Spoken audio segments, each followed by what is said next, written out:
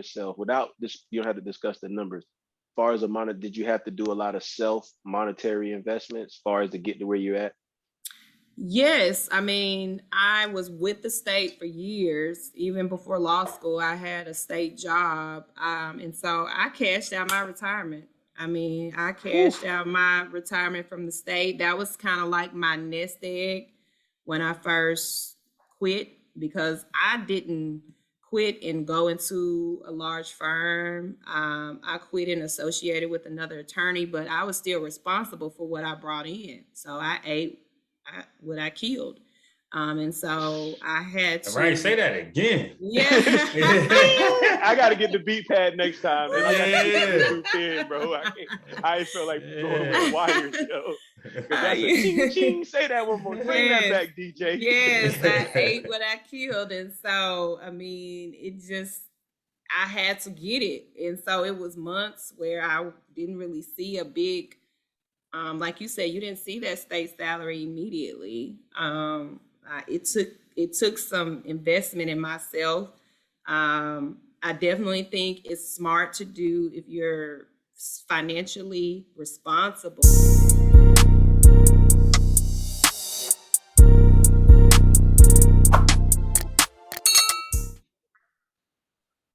Man, what's going on, War? How everybody doing? Welcome back to another episode of the Hustle Lounge. Yours truly, Graham. Go ahead. We got everybody on the line today. You got your boy Hustle Gang in here today. What's good, man? I got Hustle Chill. We here for back with another one. Oh, what's that? we got our audio visual guy. He wanted in on the fun today, so he here today. What's up, Zach? How you doing? Pretty good, man. All right, so we like to stay on schedule. We have a special guest today. I'm gonna let her introduce herself. So, ma'am, the floor is yours. All right, thank you, Hustle Smarter. My name is Cara Connors, and I'm an attorney here. Just running for office in Little Rock, Arkansas, running for Judge 12th Division, Pulaski County Court. So I'm just here so the people can know who I am and what I'm running about. Okay. Right, well, Chris is very good with the questions. Chris got a lot of questions for you. He put a lot of effort into his questions. I'm kind of just a free guy. I tried to script things out and it don't work out for me. So I'm just gonna feed off the energy. But Chris, it's your show, man. I'm gonna do something that I don't normally do, and I'm gonna be quiet. That's what we gonna see. Hey, watch. He gonna say, "Hey, Chris, am I ranting?" I'm gonna say, "Yeah." Definitely, thank you for coming on. So if everybody who doesn't know, today is the second day of Women's History Month. So absolutely, for Women's History Month, we wanted to get some women on our podcast, especially Black African American women who are successful. And thank you. From your resume, you look pretty successful to me. So well, I appreciate that. It's a hard hustle, but it's anybody can do it. So that's what we're here for, to empower each other and learn from each other. So whatever I can do to tell you guys about me, I'm here. I'm ready. Let's start with the resume. Okay. Well, I've been practicing here in Arkansas over 10 years. I'm licensed in Tennessee as well. That's where I'm originally from, Memphis, Tennessee. And I attended Hendrix College for undergrad. From there, went to law school, met my husband. He's a lifelong resident of Little Rock, Arkansas. And we've got 2 children. And my legal career started primarily when I was a prosecutor. I started out in the courtroom as a litigator, representing victims of crimes, and I went on to the parole board, was a hearing judge there for a couple of years. And then I had somewhat of a shift in my calling, I would say, where I felt like I could do more public service representing folks accused of crimes and advocating for folks in the community. And so now I have been in private practice, running my own practice, a small business owner for the last 5 years, handling primarily criminal defense, but I also do, several other types of cases. And so been on several commissions, handled a plethora of cases, criminal cases on a state and federal level. So I'm appointed cases by the federal court for those charged with criminal indictments. I have handled civil appointments for those that have the inability to represent themselves in prison cases. I've done domestic cases, so somebody's going through a divorce, seeking child custody. People call me for those. I handle those.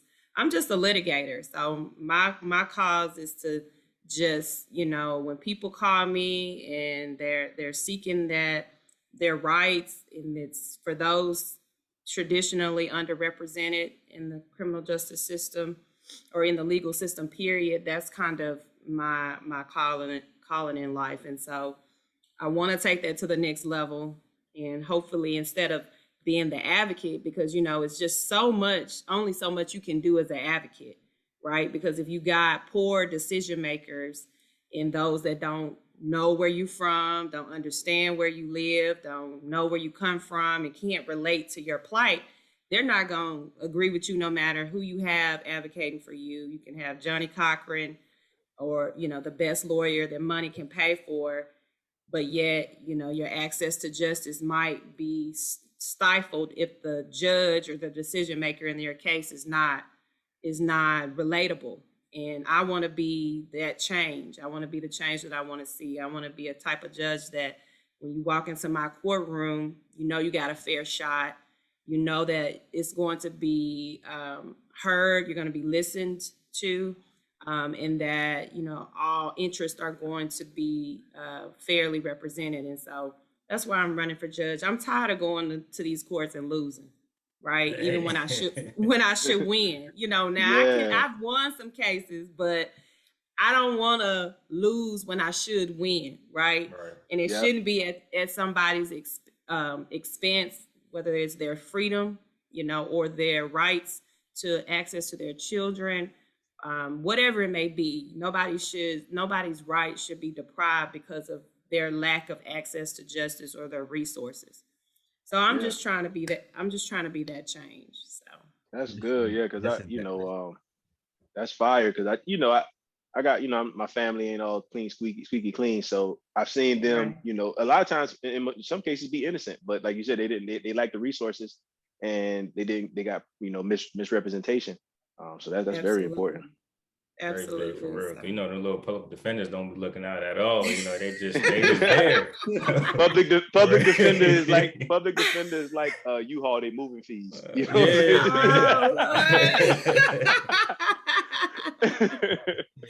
And that's the problem. Cool. Like I want to eradicate that perception because me being the litigator that I am, I go to courtrooms and I know some of these public defenders, and there are some very smart, very, very talented public defenders. But what's the first thing they call? Public pretenders, or that public pretender. Yeah, she didn't do my case right, and so they'll call me. And there might be sometimes there is something different that I could do that maybe they didn't have the resources to do, but it shouldn't be that way, right? It should be that even if you can't afford a lawyer, even if they're paid or appointed, you should be able to get the same resources. It shouldn't matter. A fair shot. Exactly, because if the judge is a good judge and a smart judge and a fair judge, it wouldn't matter who you have as long as that, that right is being protected. So that's what I'm hoping to do. Yeah. Definitely. That's the oh, go ahead. Go ahead, bro. Go ahead. Nah, you good. I just want to wheel spinning. That's the change. That's the change that we need in our community. We just did an episode on Black History Month last month, and we was talking about reparations, and we was talking about generational wealth. We was talking about the changes we need, and we didn't mention that the justice system has failed us, and this you trying to make that change to be another voice in the courtroom that actually has power will definitely help our communities and our people. Because like you said, no matter who's in the seat, if they can't relate to our upbringings or the struggles that we see every day, then no matter what you say or no matter what evidence you present, their mind is already made up. So absolutely. Absolutely. That's definitely a passion of mine because, I grew up in an urban city In Memphis, and I've been in Arkansas for the last, 16 years almost. And so I'm somewhat of an Arkansan, but I do bring that experience, right? Those childhood experiences that kind of mold us to why we think and do the way we do. And it's cultural context. That's what I call it. Like, we need judges that have cultural context for the litigants that come before them. So if you ain't never lived in my neighborhood, or you don't know what it's like to struggle and to have, a fatherless home, or, whatever it is your circumstances are that might have brought you to where you are, you can't be balanced, right? You're just looking at it black and white. Exactly. So I just want to change that. That's it. And they always have their little saying that they don't, and I think the favorite line, and you're so politically correct that I'm just trying to take notes so I can help myself. Sometimes I straddle that line and then it just comes out the way I want it to come out. But they always got this, we don't see color and all of these things, but you don't see something that you're not accustomed to or used to seeing. So you couldn't relate. There are people like, and I learned that when I left for the Air Force, that there were people like that never seen a low income neighborhood. Like they thought it was a joke. They thought it was just rap music videos. And some of those kids, not really their fault, but they have ambitions on being judges and lawyers also. And they have better resources to get there faster than everyone. So when they're sitting in the court and you got the guy who's from the projects who made it out, they don't have no pity for them because they really don't think it exists. They think we're just a circus, for lack of better terms. Right. It's detached. So you're not given that, moral compass to say, well, if I gave this kid from, the good side of, or, west of 630 a second chance, why can't I give, this kid from, the East End the same opportunity? Because maybe they present different. They may not have the support systems. Why shouldn't I give them the same opportunities to correct their behavior, or whatever it is? It may not even be a criminal case. It may be just something where that father may be seeking rights versus this one. And you may say, oh, we're going to keep custody with mom. You don't have the circumstances for it to be in the best interest of the child for you to have full custody. Why? Because you don't identify, right? Like, you don't identify with my way of my upbringing, so you think it's not in my child's best interest. So just having that, bringing that to the bench. So that's dope, though. Yeah. So my question is, being African American lawyer, what did you feel that you had a harder route than everybody else, especially for one, being a woman, and two, being African American? A black woman. What obstacles did you have to overcome? What early struggles did you recognize on your path to getting to where you are? I definitely, I don't know if it's harder, but I definitely have to work smarter. I think that I do, and this might be just a mental challenge for myself, is to try to be the smartest person in the room, right? Because when you're the smartest person in the room, the most prepared person in the room, it's really hard to use, well, she just didn't know. She made, like those deficits of my skin color and my gender against me, because I'm just as prepared as, Tommy over here, whose dad is a former Supreme Court judge or whatever. So I think, without saying, yes, I felt that I may have placed that mental burden on ourselves, because sometimes we can internalize outside forces. Outside noise, yeah. Exactly, that make us work harder and force us to be better, right?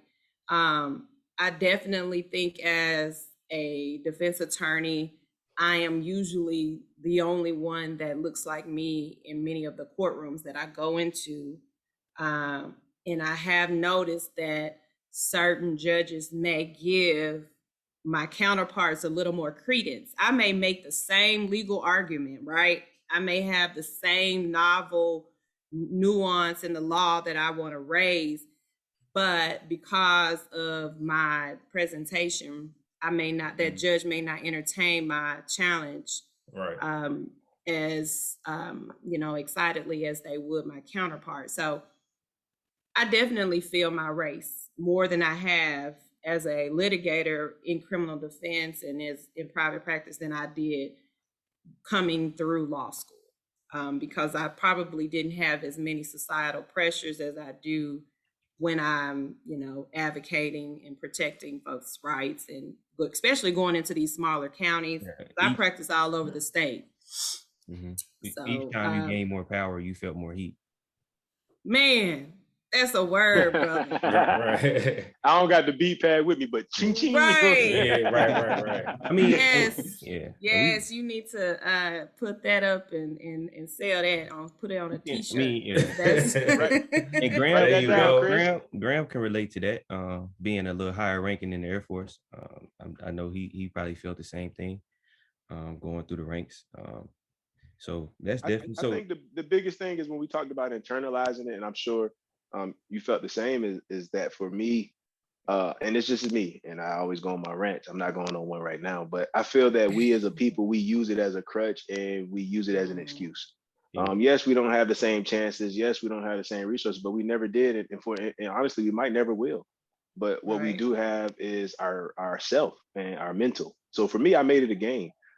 It's kind of bad now. I got to try to get out of it, but they might have not said nothing, but I used to say, man, they talk about me. They don't want me to do this, so I'm gonna prove them wrong. They probably said nothing, and I would just internalize that energy and went on a war path. One of my good friends, and he wasn't, he's not Black, but we finally talked one day, and he was like, "You always had an energy toward me, but it was cool still." And I'm like, "Yeah, I know you don't want me to be here." He was like, "I never verbalized that. I never said that." I'm like, "Well, in my mind, I said that from the day I met you." So we've been in competition, and we had beef that you didn't know about, but it just kept me on my toes. So I'm trying to get out of that. That's real. But I think that comes with just the historical, history of our people, the plight of our people. I mean, I think that's just how the perception has been for us. Maybe we were treated like that. Maybe our parents were treated in some way. And so for, I think, a certain generation where we want to achieve higher, I think we have to overcome those systematic oppressions that society has kind of like instilled into us. And it's like a social construct that we have just adopted, right? Because I am, I'm just going to show up and feel like I have to overcome so much. And I think it does propel you to a different level. And it forces you to do better. I think it's like it's a hidden motivation, because we really putting ourselves behind the 8 ball. Like, they don't want us here, so that's motivating us to, I'm gonna do what y'all said I can't do anyway. So and it depends on the person. Time, right? Some people crumble. Some people crumble under that pressure. Absolutely. And I was told that when I came in. I was young, fresh out of Carolina. I was showing the boys a picture. I used to try to keep my gold teeth in the uniform. And I wasn't a bad person. It was just my culture. We had big rims, old school. That was my culture. I wasn't a bad person. I was actually, kind of intelligent, very intelligent. And that was the thing I was told, like, hey, Graham, when you go to the HVAC shop, first thing you got to do is prove that you're not like the other Black people. And then you have to prove that you're a great technician. So no matter how great of a technician you are, if you still come off as all the Black people that they are accustomed to, and that was when love and hip hop first started and all that jazz, then you automatically have to overcome all of that.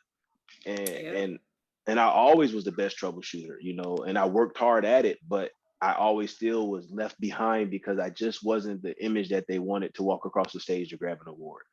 And it got to a point to where I was just like, hey, I just do the work because y'all leave me alone. Hey man, Zach, it's your turn this month. I'll do the work for you. Because Zach didn't know what he was doing, but he was the picture perfect person that they wanted to see. And you just kind of do what you can. And what I did is took that same energy and then I learned the system.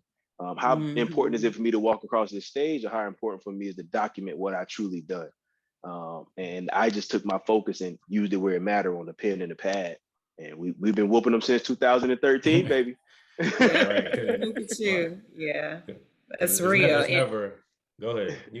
No, I was just about to say, that reminds me, and I wasn't sure if I should say it, but I'm just say it. I mean, the Hustle Lounge is wide open. If it's something that you say that may impede on your running for judge, we will cut it because we don't want no Right. problems. But there's Hey, no hey, hold no, barred it- here. It's so fitting that I think there's a meme where it talks about, I mean, if I just had as much potential as a mediocre white man, like where would I be? Right, You know, right. like Deep just head. if I was just a mediocre white man, you know, they just show up. It's like, and They that's just smile. yeah, and it's like they get that you know what we're trying to go for Right. after we've gone far and beyond the expectation. We didn't climb mountains. Right. Exactly. You know what I'm saying? Exactly. But It's never a level playing field when we come to the table. We always, 2 floors behind, and they already at the top, and they ain't even do nothing to get there. They just stepped in the elevator and went up. We that's taking the just stairs. Yep, man, that's amazing. That embodies exactly how I feel, work, how I work, everything. What I teach my kids, all of that. Right. So when we started, you said you were married with 2 kids. Yes. I'm not yes. familiar with the law course, but that sounds like a lot of work. Mm-hmm. So, It so is. for It me, I is. mean, me and my wife been together 7. We've been married coming on 7 in June, together almost 10. We just had our first child 4 months ago, so the child is definitely through a wrench, not through a wrench. Oh yeah, it's the best job ever. But it has turned me down from me always working. Me personally, I don't believe in. I don't say that I don't believe in balance. I just know balance isn't fair. And so, how did you balance it out, and how did you go and still climbing to achieve these goals? What is your recipe to keep the house happy also? Because it's just as important as defending people. But I know how it is, like with the mindset of being a public servant and giving back. So it's a constant balance, man. I mean, I think I've got an amazing husband support system. He's my partner. I mean, we don't do this alone in life, no matter what it is. And so any decision we make it together. And so when God put it on my heart to kind of jump into this race, I mean, he's been right there 100% by me. He's the type of father that's hands-on with his kids. We have 2 girls. And so, they love their daddy. It's just as much as they love their mommy. And so it's a group effort. I've got an amazing mother-in-law, and they just come in, stand in the gap. I mean, and I think it takes a community, it takes a village. And just for him, if he had some ambition he wanted to pursue, I mean, I'm gonna fall back and I'm gonna let him pursue that. I mean, I was in law school for the first part of our relationship when we were dating. I mean, and he invested in me. He's like, okay, I'm gonna hold this down, while you go to school. And, once I got out of school, I worked somewhat of a stable 9-to-5 state job. State jobs are a lot less stressful. So I did that for 5 years, and he built his career during those 5 years. And so it's kind of seesaw now. In the last 5 years, I've been in private practice, building my law practice and my business, and he's kind of stood in the gap now. And so I take the girls to school every morning. He picks them up every evening. So he does kind of homework, bath, and I come in, I might bring home dinner or make sure homework's done, tuck in, and then, it's us time then. And I think it's just about that, like you said, that balance. And sometimes life isn't fair, but it's a seesaw. It's a give and take. Yeah. And so everybody has their time, and he's investing in me right now with this campaign. I mean, he's all 10 toes down, invested, wanting to see me win. And so I just think that's what it takes in a partnership. So definitely shout out to him for holding it down. Yes, Cara Connors. Shout out to the girl dad. Right, girls dad. You got 4 girl dads on the screen, baby. Oh yeah, for real. Yeah. It's what, 2, 3, 5. It's 6 girls in between 4. Yeah, 6 girls. Yeah, for real. Ooh, I pray for y'all. Yeah, definitely. Well, we on the right track though. We on the right track to raise these little girls to do something with their lives. So hopefully one day they watch this and be like, yo, I could do what she doing. You know what I'm saying? Absolutely. And they need to know that they need to have a man that's stronger than their daddies to be able to handle that also. Exactly. Don't be picking up these little sorry tail boys and be trying to carry them. Yes. What else you got, Hustle Gang? So I heard you mention private practice. What made you go into private practice over working for a huge law firm? Well, I'm gonna be honest. I worked for governmental entities straight out of law school. I wasn't top 10 of my class. So, I mean, I'm a hard worker. I'm a smart worker, but I didn't come out of law school with offers waiting. I just grinded. And so I remember thinking that, man, I'm just going to work for the government and, this is going to be the trajectory of my life and my career. But I just wanted to do more. I wanted to, have the freedom to choose, that financial freedom, because when you work for yourself, what's a bigger investment than your own business? And you don't have a limit. Ding, ding. Yes. So you can decide how many clients you want. You can decide how many, cases you take and what type of cases. And so I just felt like I needed to do more. And I knew that it was in me. And it just took me working a little bit harder and investing in myself to say, you know what, I want more. I don't want to be here, stay here. I want to go higher. And so that's what I did. And then I wanted to do more with in regards to advocating for clients. And you're boxed in, you're representing the state's interest in what you do when you work for the state and for the government. And so I was wanting to move beyond that place and look at the other side of the coin. And just change, broaden my perspective. So that's really why I just it was like an enlightenment, like, okay, there's more I could be doing with my law degree. And I'm not limited to do just one type of law. I can do, various areas. And so that's what's led me to this point here today. Yeah. So how long have you been in private practice? So I've had my own private practice for the last 5 years. 2016, I left the parole board from there. So from 2016 until now. So that's a little over almost 6 years. Okay. So what advice do you have for not only us, because we just started as a business, but for any entrepreneur or aspiring entrepreneurs listening to the podcast today? Man, you gotta have the work ethic, because work is 24/7, in essence, because you've got to be willing to invest in success. I think it takes discipline. If you're wanting to run your own business, whether it be a law practice or any type of business, you gotta treat it like a 9 to 5 almost, even longer when you're self-employed. Because I worked government jobs, I was so disciplined on working 8 to 5 every day. And so I would just work. That's just what I've continued to do from 8 to 5.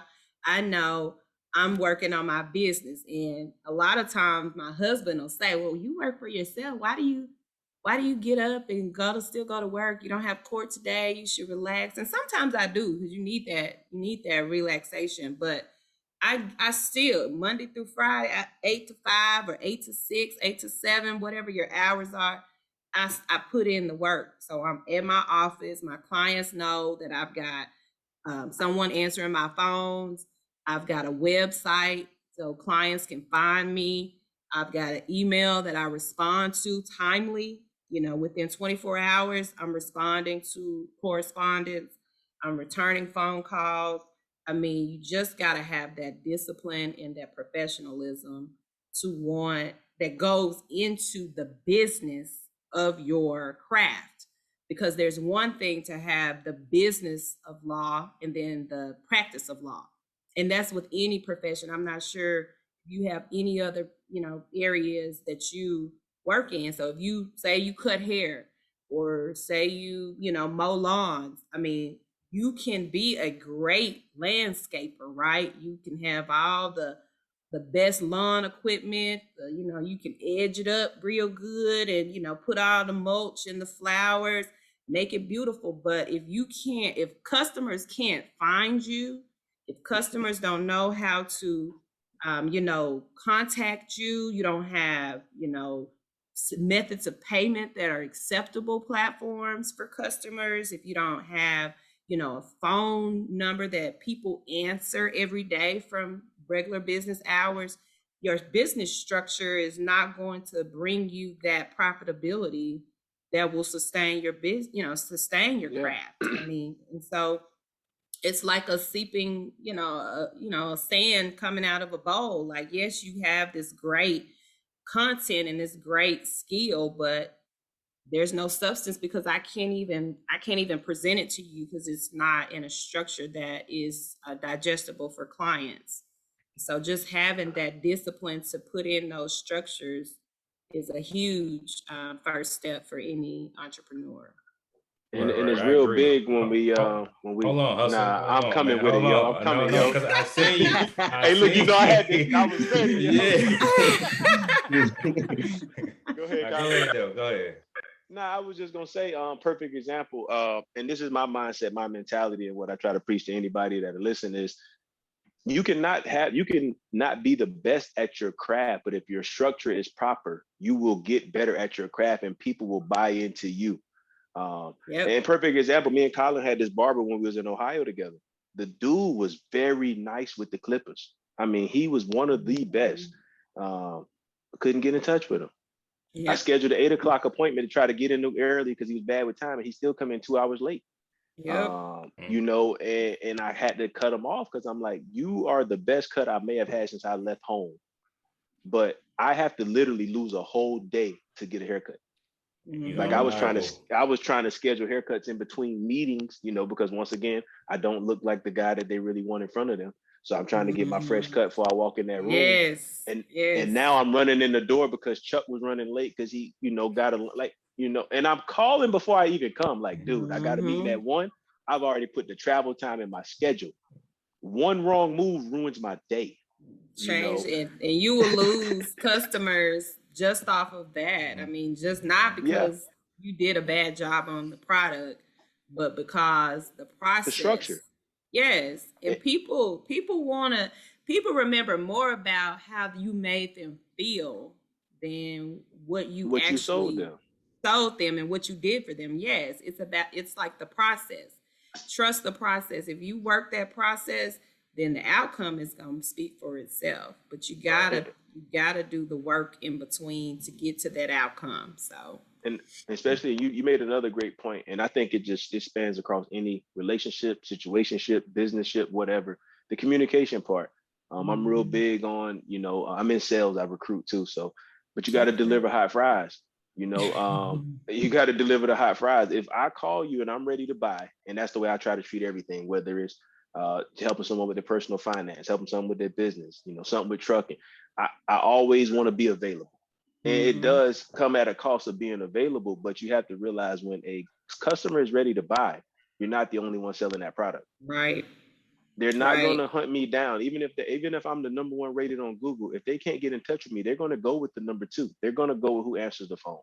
And if they're anybody like me who really like to hustle, hey, I ain't the best yet. I'm working on it, but help me help you. What do you like as the customer? Because the customer, in a sense, is always right. And I think that's another topic for another day. That's where Black businesses struggle is they don't want to adapt to the customer, but the customer keeps you in business. Yes. And that I mean, and I don't even want to say it's unique just to African American companies or Black businesses. I think for me, I've seen it in other, in our counterparts organizations as well. But when you think about Chick-fil-A, I mean, I love me some I mean, I love Chick-fil-A, don't get me wrong, but I think it's their structure. I know if I'm running late, I can go through the line and go out and be done in like. And they're gonna talk nice to you too. And they're gonna treat the you food nice. gonna be hot. The food is gonna be hot. You're gonna get as many condiments as you want. I mean, they're gonna be so prompt at it. But I love Popeyes too. Like I want. And every time I go, they forget something. Man, let's talk about it. Or you gotta wait. Oh, that's gonna be 20 minutes on the dark. I'm like, man, I just want a drumstick, man. Come on. So it's that difference in treatment in customer It's just service. treatment, yeah. And it comes to a point of, ultimately, especially we consuming, we purchasing a product or a service. That's business. You're paying for a service or a product. Yes. I don't care what it is, let's get it done the right way. Let's communicate, let's talk about it, because I'm paying for it regardless. Even if, and I don't cut me no deal, because if you cut me a deal, you might treat me different. Yes. And I was telling the guys yesterday, with the trucking company, I had to let a deal go, even though it looked good by the numbers. I got to work too hard to get in touch with you. Mm-hmm. And I got a problem with that, because I take it serious, and you should too. Especially when we're talking about moving trucks across the interstate with weight and freight and timeliness, all that's important. I can't get you on the phone now just for a meeting to go over your paperwork. If when these trucks is rolling, these people are calling, hey, where you at with the low ETA? They just want to know. And you have to be that kind of person to actually, they're the customer. Yes. And hey, I know you got the being willing to invest in staff, like, yes. I mean, I think that is one of the biggest flaws as entrepreneurs. We don't want to pay nobody. We want to keep all the money to us. We need the B-pad, baby. Man, it's like, oh no, it's gonna cut into my profit margin. If you don't invest in some good staff, I mean, sometimes I will burn yourself out. Man, I'll pay myself last some months, because it's important for my staff to be on point. Because if they're doing the structures that keep my business going, then the money's gonna come. Right. But and you're building that brand, like, and I'm just happy that you're here saying this. Is my brothers on here, they think they think sometimes I be just tripping. But no, that's so important. We actually just did that with the truck. I was doing the dispatching and all the management work. The dispatching is a lot more work than what I thought. And I was explaining to my brother, like, we're going to give out some money, or we're going to pay someone to do it, but they got 100 people in that dispatch company, and they have a collective of 50 years of experience, which means my best week was like, I say $6,000 gross. That was my best week, but that week taxed me. I'm talking about, I didn't get no sleep. I was with one eye open with a newborn, and the driver calling because the load ain't right. He picking up in the middle of the night. It was a horrible but great week. Now, why would I want to do that again when I can get them a cut, and they're going to maximize our profit, because they're going to bring in 2,000 to 3,000 more per week on the regular. I don't never want to live that week again. I mean, that was a good time. I thought I loved working till that phone ain't stopped ringing. And the price that they're charging isn't extensive. And that's what I'm explaining to him. Like, now I could do what I need to do, because I only have one point of contact, and whatever they got going on, they're getting it done. But they do this every day, day in, day out, and investing in the staff. And same thing with our driver. Our driver's been down for the last 5 days. We're still paying him like he's pushing loads. It's going to hurt us as far as this week, but he's happy. He was supposed to be home Saturday. We've been in constant communication. He's been eating steak, chilling. Hey, like I told him, I called him the other day. Hey, man, the trailer's still not ready. Go get a hotel. I'll send you the money for the hotel. You don't got to sleep in the truck tonight.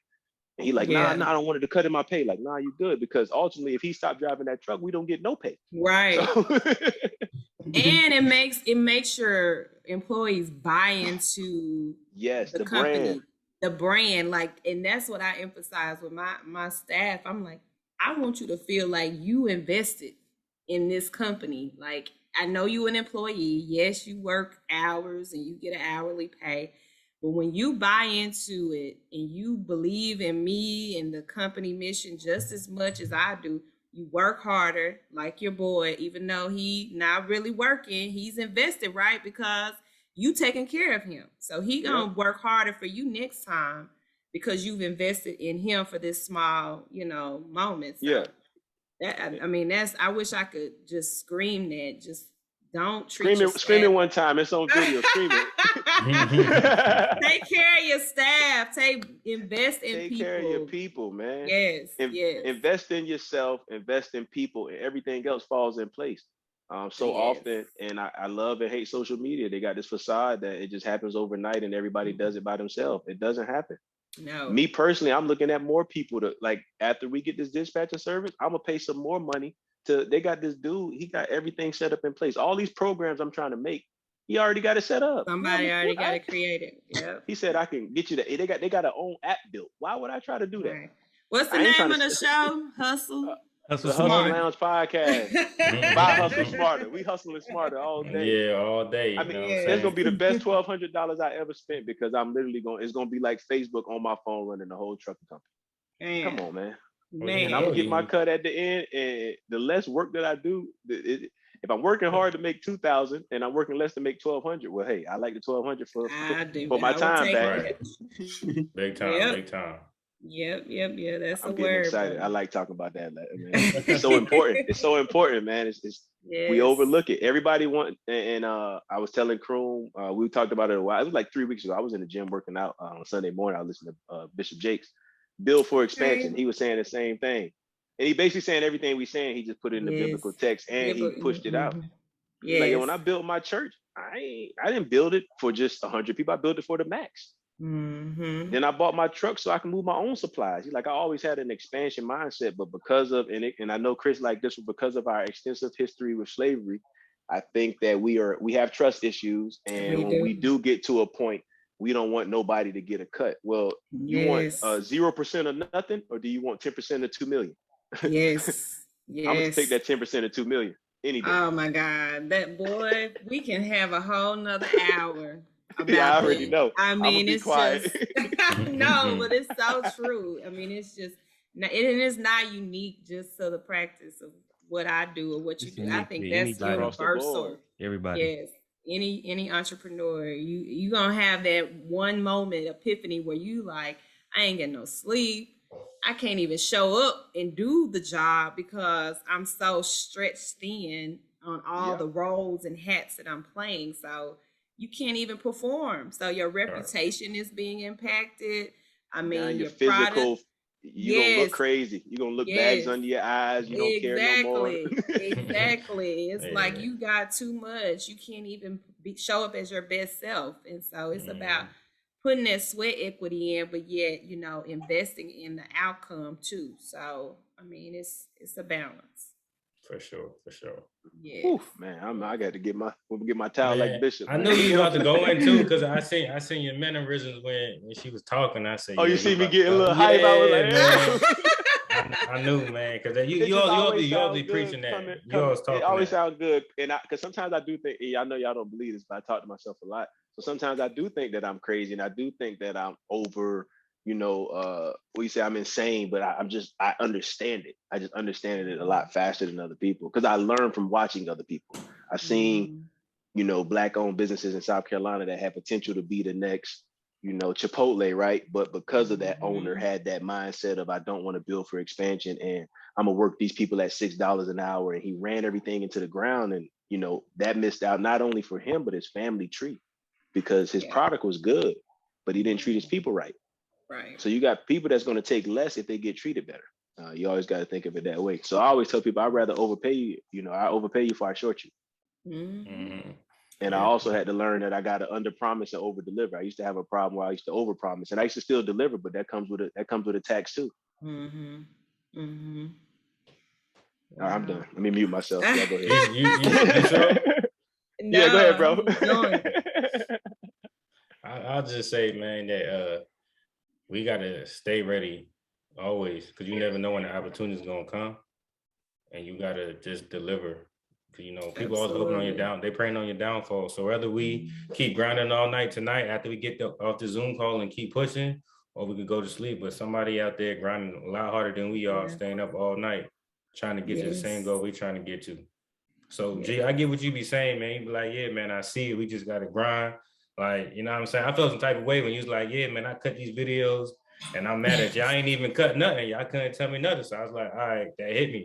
But you guys say certain things to certain people for them to respond differently. You know what I'm saying? So you can tell me something straight up, but you probably can't tell the next one because you might take it personally. Mm-hmm. But it's all about how you. It's all about how you. Sound like he talking about somebody. Man, I ain't talking about nobody. We all love each other. Y'all all my brothers. So we gonna make it work. You know what I'm saying? So I just say, hey, we got to keep grinding. So just take this conversation we had and just keep grinding, man. Never stop. And go ahead, Chris. You have to, you got to, like Ms. Cara said, you got to put the work in. You got to put the sweat equity in. She made it seem very, I invested. She put some hours in. She had some self-doubt. I'm sure it was days when she was like, they paid me better at the state. Yeah. We all have those moments. We just do. Yeah. But it's worth it. It's so worth it. I mean, it's something about, I worked with this, when I first left private, I was working with another lawyer, and it was so arrogant, but it was so true. It's like, I signed my own checks, right? I mean, I signed my own checks. So when you go to the bank, it's your name on the endorsement line and the payee. Like, so that's an amazing feeling to be in control of your own financial wealth. And, and then everything has a time and a season. And I'm not saying that that's where everyone should be at this point in their life and in every moment of their life. But that is something that is I think everybody of color should feel at one point or another. It's just a certain independence that that I don't rely on the white man in the big building to pay and feed my family. I rely on my own sweat and effort to do that, and so it's just, I definitely think it changes your mindset and your mentality. I mean, you want to work harder. You want when you see your name next to that investment and it's nobody else's. It makes a difference. Yeah, so that's some entitlement right there. Yeah. The hardest thing I had to do last year, when we had to, it was great because I was able to pay the drivers and see the company's name on that direct deposit in the check. And the hardest thing I had to do, and I kind of felt like when I had to fire him, he had to go. Two of them had to go. I mean, they just didn't fit. But it felt bad. Like, man, I really fired them. Like, and I am not firing them and working for someone else. Like, I'm firing them from me paying them. They had to go, but it was a different feeling. And Jeezy said a line, CTE is the label that pays me. I own that, so I pay myself. Exactly. Being broke is bad for your health. Come on, man. Yes. Come on, look at you. Quote Yeezy. Yes. I mean, that's true, because your company, I mean, that's your brand, that's your company, that's you. And you, who work harder for yourself than you? I mean, nobody is. So you have to be willing to invest in what you want to see. That's why I'm running for a judge. I want to be that change, and I want to make that change and embody that for somebody else, for your daughters or whomever, my own daughters, to come back and say, you know what, mommy did that. Right. I can do it. There's no limit in what I can do. I can go work at the large firm if I want to, or I can go and create my own firm. There's something about changing that mindset as an individual that will take us in my community, in your community, to another height, because we don't have those systematic limits that we place on ourselves. You do what you want to do. So, as long as you're doing it well. You said that you invested in yourself without this. You don't have to discuss the numbers. As far as did you have to do a lot of monetary investments as far as to get to where you're at? Yes. I mean, I was with the state for years. Even before law school, I had a state job. And so I cashed out my retirement. I mean, I cashed out my retirement from the state. That was kind of like my nest egg when I first quit, because I didn't quit and go into a large firm. I quit and associated with another attorney, but I was still responsible for what I brought in. So I ate what I killed. And so I had to. All right, say that again. Yeah. I got to get the beat pad next time. Man. I got to get the in, bro. I feel like going with wires, yo. That's a ching ching. Say that one more. Bring that back, DJ. Yes, I ate what I killed. And so, I mean, I had to get it. And so it was months where I didn't really see a big, like you said, you didn't see that state salary immediately. It took some investment in myself. I definitely think it's smart to do, if you're financially responsible, to do a line of credit if you can afford to do it as a business owner. A lot of times we don't want to borrow, and if you don't have to, great. If you got the investments or savings to do it, or you got a quick return in what you're doing, don't do it. Don't, by all means, just do what works for you. But I think a lot of people should consider lines of credit, because that may pay for your staff for the first year until you can see a return. And so I use my 401k from my state job that I worked 7 years before. And my husband, he paid the bills for a few months. And, I just invested in that part of my seed.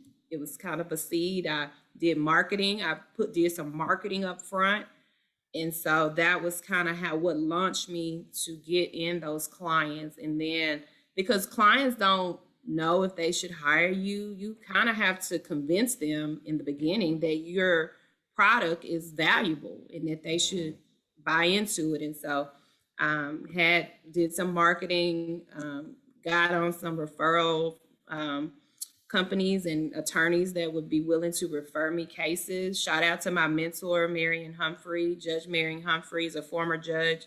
He sent me a buttload of cases in the beginning because he wanted to see me win, and he knew I was a good lawyer.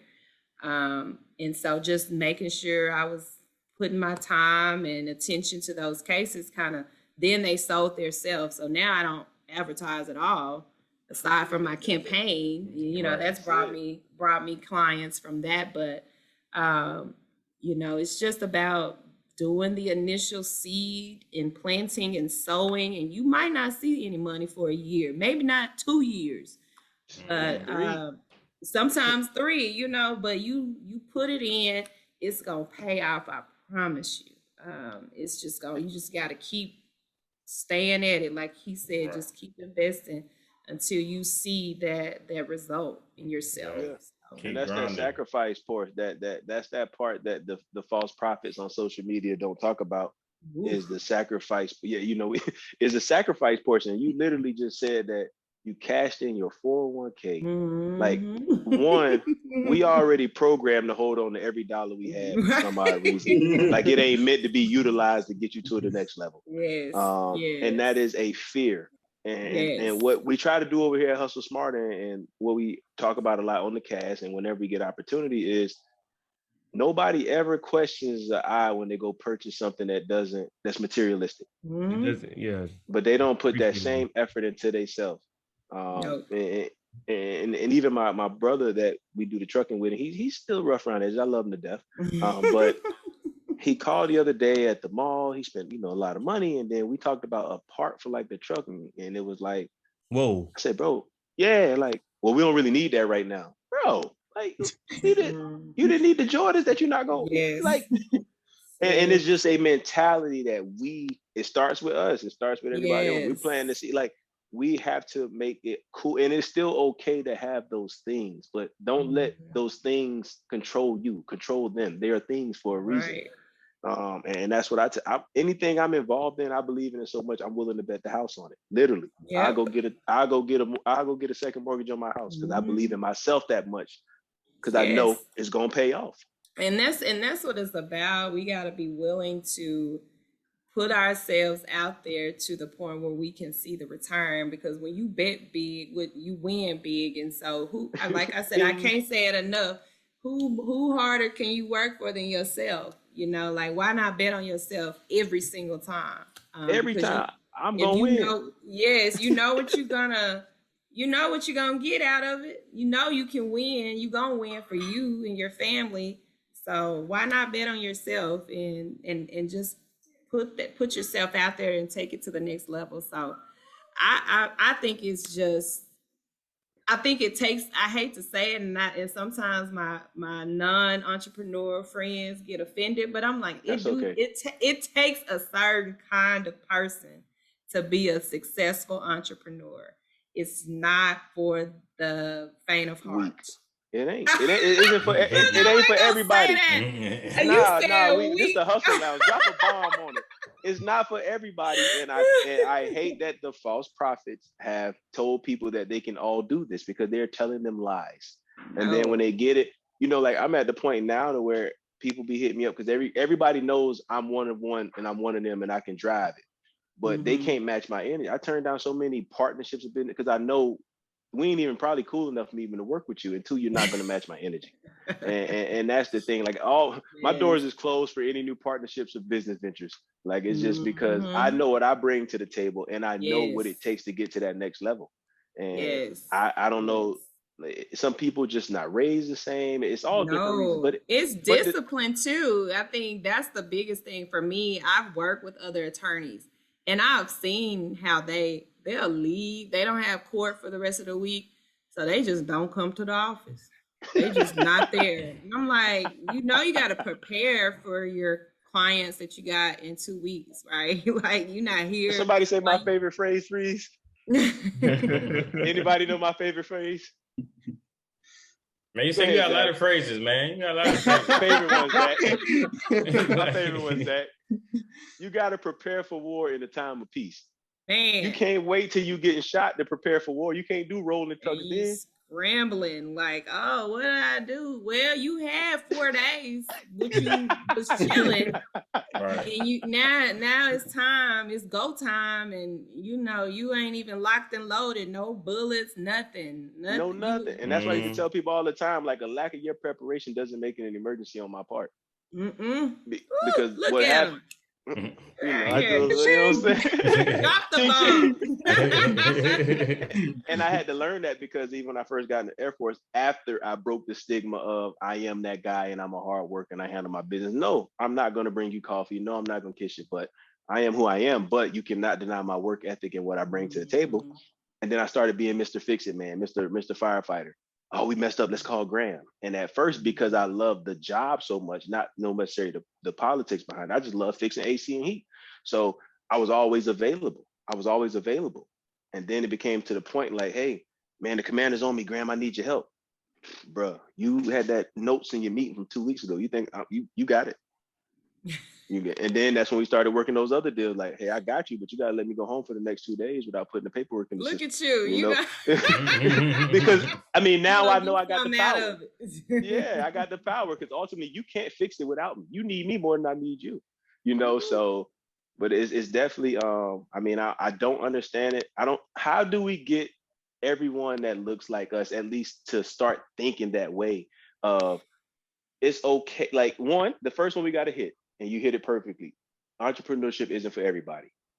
But at the same time, you can be compensated as a worker and still get boss money if you're doing top quality work. Yes. I think the preparation and the ethic and the discipline can be applied in anything. No matter whether you're an entrepreneur or not, which is why I feel that my business has sustained the last 5 years, is because I worked in a government structured business and I had to be there. The state, you 5 minutes late, you getting attendance, you getting written up. I mean, it's all kinds of rules and policies. And so I think that prior experience prepared me to do this. And so you have to have good practices and good habits as an individual, period. And then before you can take this huge responsibility and be responsible for a business and others, not only your clients, but your employees and yourself.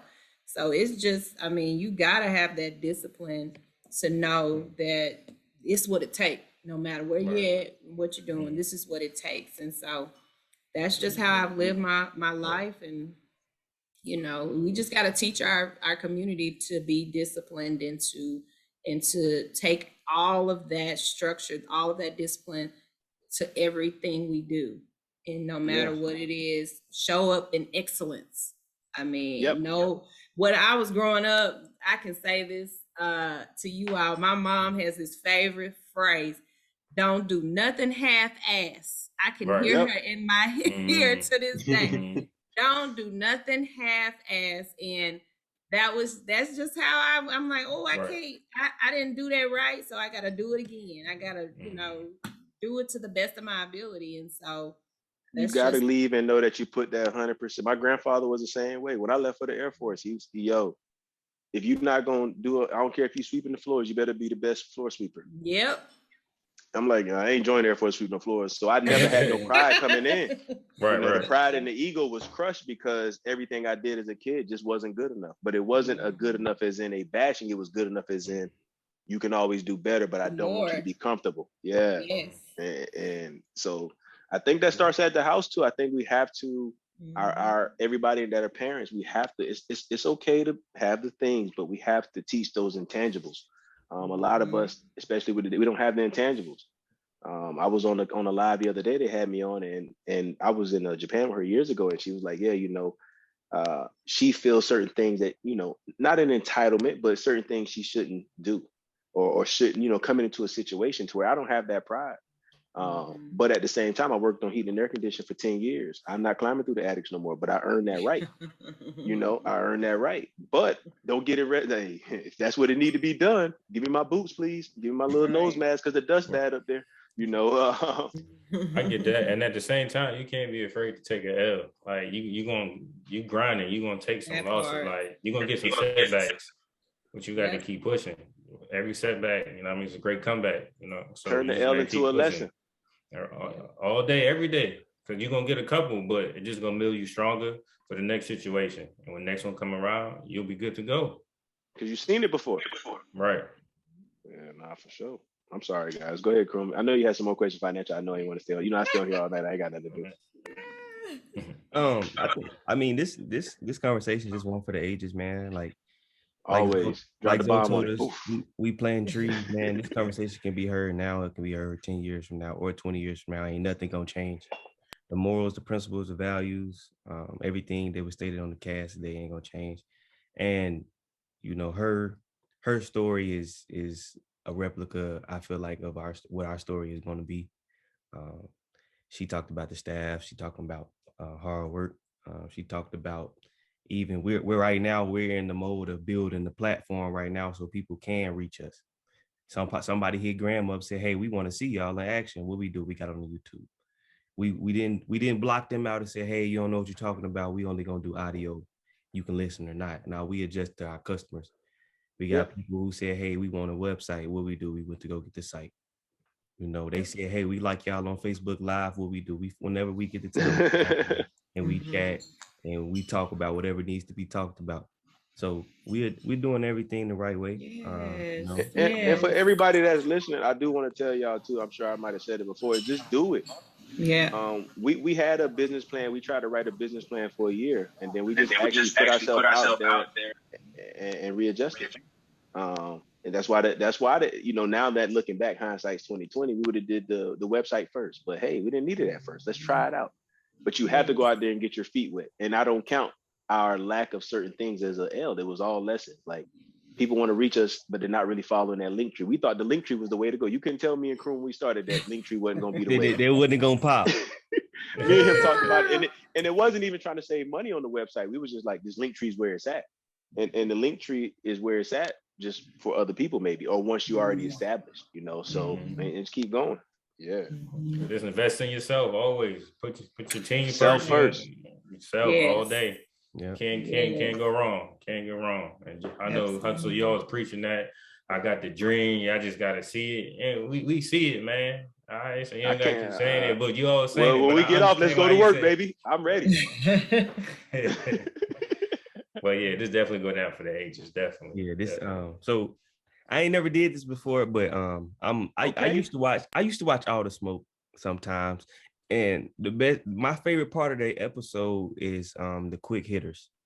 So the quick hitters is just some random questions off topic. It's not business related. I'm talking to my cousin. He already had told me he was from Memphis, and he wanted to ask you who's your favorite rapper from Memphis. Oh Lord, and we gonna judge you because it's only one right answer. Oh my God! If I don't hear what I need, it's only one right answer. Well, I know who ain't. Well, I give you two right answers because I was about to say, like, I'm gonna show respect to some OGs. So y'all are going to judge me for real, and I'm almost hesitant to say online, but like, so I'm a big 666 Mafia fan. So I grew up listening to all of that, DJ Paul, Project Pat. So right. I'm a huge 666 Project Pat, Gorilla Pimpin'. That's that's like my theme song in my head before I go to trial. So that and Young Dolph, like recently when he passed, it just really brought me back to like why I really like Young Dolph and Memphis music. And so it's not unique to those two. I just love trap Memphis music. Like, so hold on. How you not I say knew it was coming. How you not say the king of Memphis? I can't see the king. Oh, it's the Hustle Smarter logo blocking it. Nah, I got you. Don't worry about it. We'll move that out the way. Yo Gotti. I love Yo Gotti. That little big head fucker. I do love Yo Gotti, don't get me wrong, but like Dolph is fire. I like him all. Dolph is more like hometown. I mean, both of them are equally, they like rivals, right? So they had some problems. It's all good. They had some problems, but like I love Yo Gotti, but something about the grit in the words of Dolph just it reminds me of my brother. I mean, right. Like, his wordplay, his wordplay, his mannerisms, all of that. His cadence is, he is so Memphis. Like you see him and you like, okay, that dude from Memphis. Like you can I see it all over him. And rest in peace to Dolph, man, legend. Man, rest in peace to him. And so, but yeah, 666 Mafia is what we grew up listening to. Right. So don't stop. Right. It's so horrible. Tear the club up. Like that's what we sipping on some scissors. They too young. Zach and Chris too young. Over there. Yeah. Was in the same ring when that came out. Okay, next question, Chris. If you could have dinner with 3 women, dead or alive, who would it be? Oh wow. Okay. Oh, you're gonna make me think. Oh wow. So it would have to be one, obviously, well, maybe not obvious to you all. One would be Ruth Bader Ginsburg. She was one of the Supreme Court justices that kind of laid the foundation for a lot of women's rights. And shout out to Women's Month. March is Women History Month. So Ruth Bader Ginsburg, a trailblazer. She's deceased, God rest her soul. So that would be one. As a legal practitioner, she represents everything we want to be as women lawyers. So she's got such a rich history of what she's done on and off the bench. So Ruth Bader Ginsburg would be one. Man, when you talk about hustle, this is about to be maybe somewhat, I don't know, but Harriet Tubman. I mean, girl had to be a hustler. You talk about hustling, hard work. I mean, the fact that she kept going when, and she kept going back, even when our people didn't want to come with her, right. you know, she kept going back, trying to save as many lives from that, you know, enslavement. I think I want to know what kind of work ethic she had. Right. Her You know, mindset, right? I mean, you know, because so many people, even to this day, mentally are enslaved, not only enslaved physically, but mentally enslaved. And so not allowing yourself to see that freedom and reach it and strive for it. So I mean, such an icon. It might be a little cheesy that I chose her, but I just think that, you know, that's just, you know, that's hard work personified. And in living, I would say maybe Kamala Harris. I mean, her being, you know, like this new age Black girl magic, and just representing, you know, as a soror, represent as a lawyer.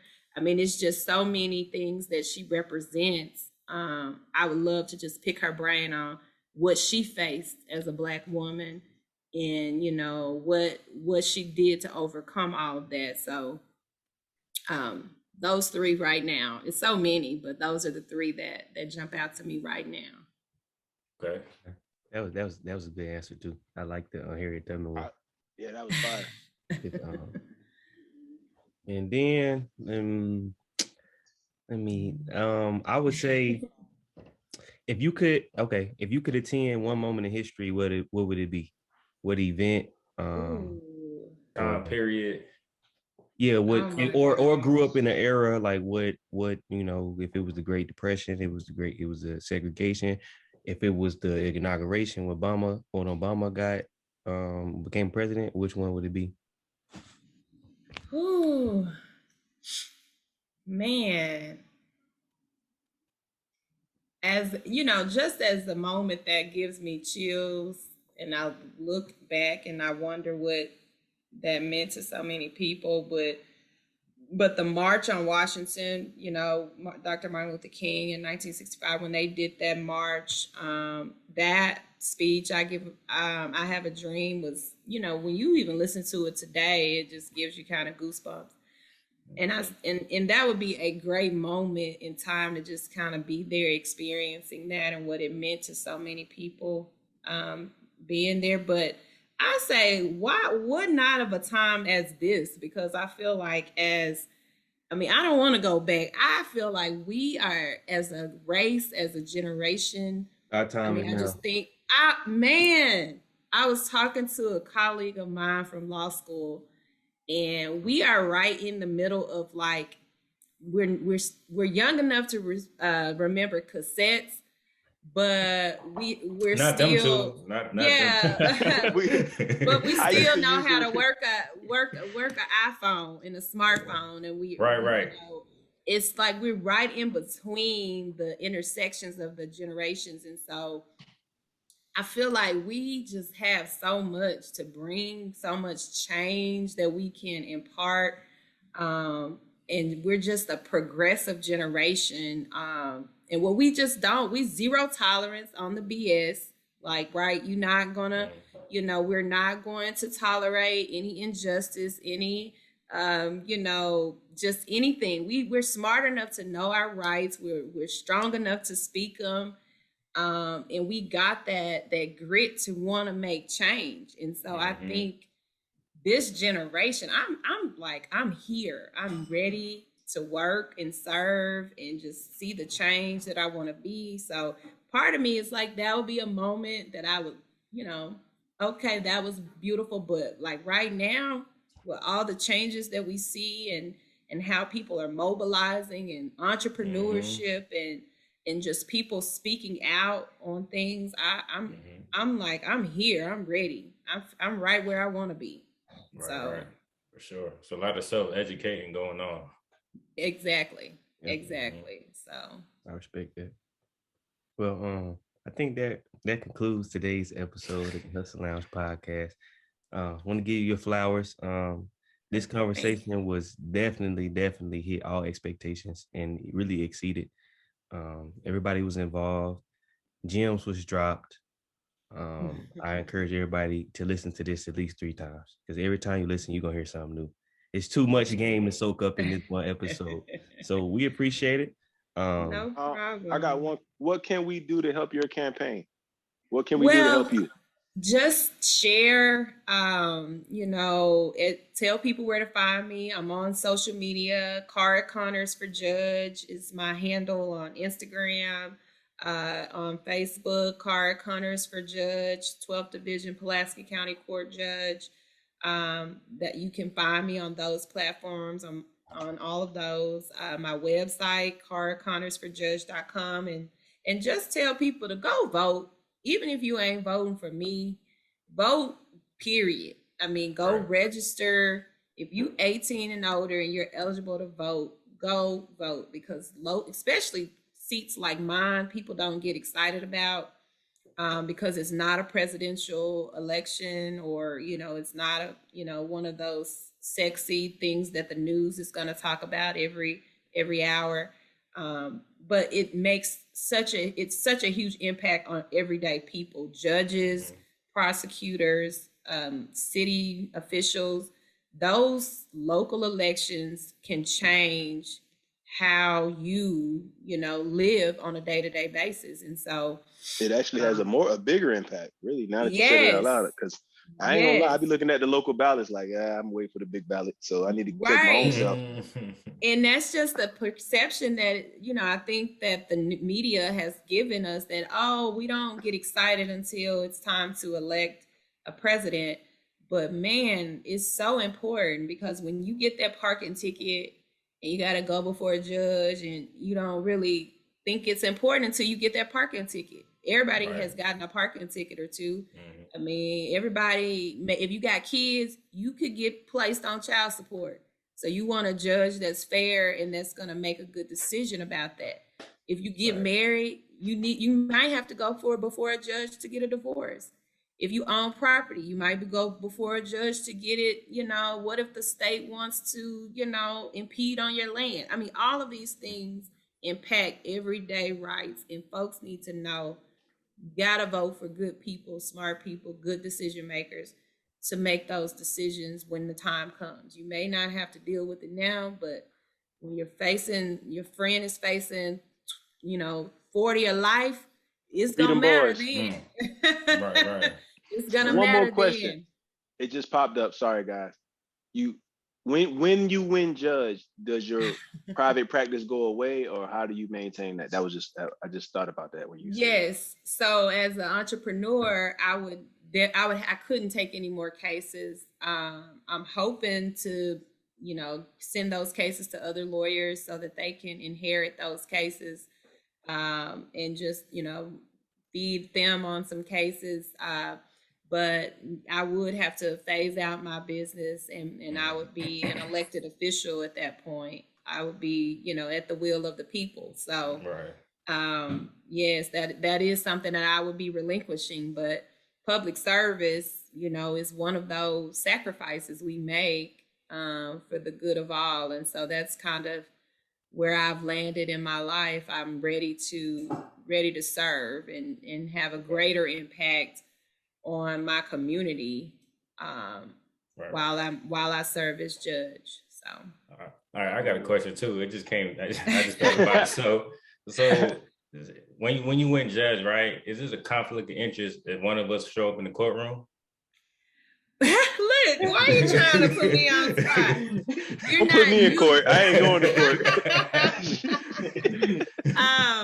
Well, it depends on the issues. I think I as judges, we have to remain impartial. We have to remain neutral, and we listen to the facts. And as long as there's no personal biases that would prevent me from choosing, and ruling fairly in your case, I would not recuse or feel that I needed to not be on your case unless the other party did. Now, what judges typically do, if there's a pre-existing relationship with the litigant that comes before the court, you'll disclose that relationship on the record, and then the parties decide whether the judge needs to remain on the case or not. So if your opponent for some reason thought that I could not remain neutral, she may move for me to be recused, and then I could make the decision, well, can I choose fairly?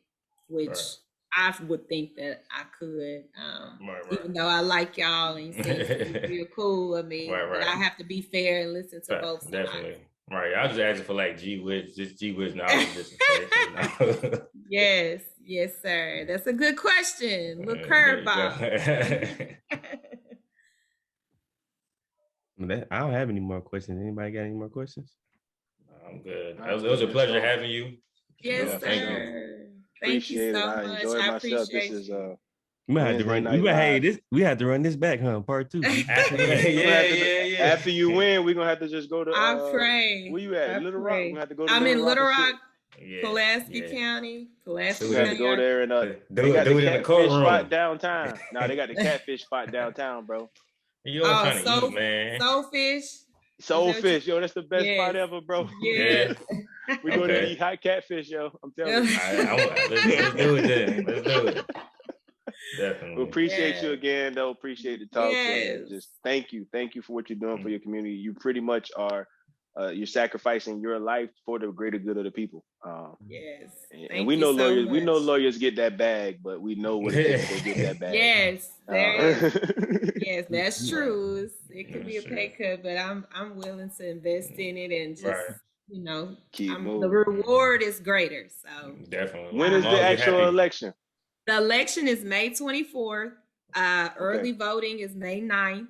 So if you're in Pulaski County, Arkansas, and you're listening to this podcast, go vote early. But the last day is May 24th. And vote Cara Connors. Connors for your honor. Hey, you got my vote. I'm still a resident. I'm still a resident at home. I still got my mama address. So I'm gonna go vote. Go tell everybody, Chris. Go tell everybody. Hey, Chris, if you don't get Little Rock behind her, you failed us. Yes, sir. Definitely. Thank you again. We ain't gonna hold you no longer. Appreciate you coming on. Thank you. Yes, I look forward to it. Thank you, definitely. And good luck. Good luck. All right. Thank you. Have a good night. You too. And this concludes another episode of the Hustle Lounge podcast. We appreciate you for tuning in. Make sure y'all vote. Vote Connors for your honor before May 24th. Early voting start May 9th. If you're in Little Rock and you don't vote for her, you're wrong. All right, y'all. See y'all later. All right, bye-bye. All right, later. Bye. So I'll pause it. All right. Pause it. Yeah. So hit stop.